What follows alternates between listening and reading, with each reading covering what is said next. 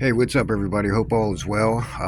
Down here with the mast for the USS Barry. It is a Arleigh Burke class destroyer, and what I wanted to do is make this video about masts, and they are probably certainly one of the more time-consuming parts of the job when building one of these ships. This is a mast for FFGs that I build.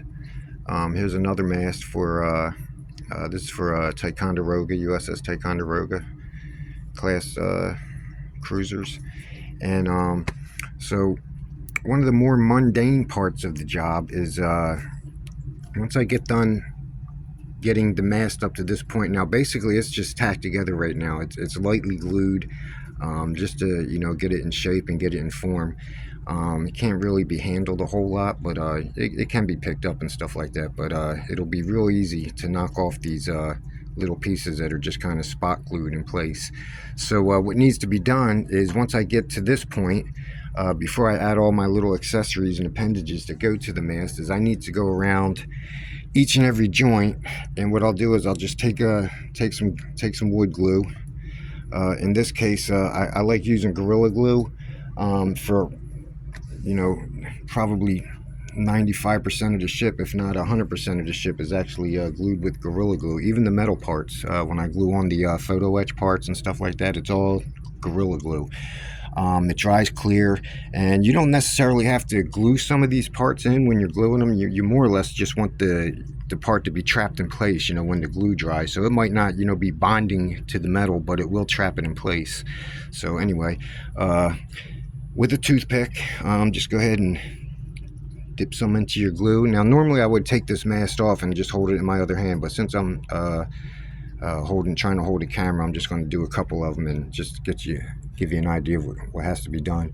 So then I'll just as carefully as I can just go around each and every, try to make a nice uniform amount of glue. I'm a little bit shaky here because I just downed about 3 cups of coffee, so excuse the shakes, and I'm sorry, I don't even think I was in camera view.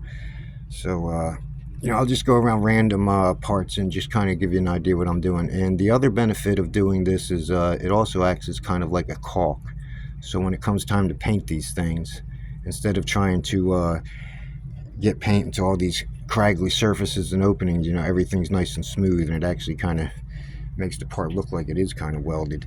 And I guess you can say I am a former welder, so I do try to make nice even beads when I do this. But like I said, I'm a little jittery right now.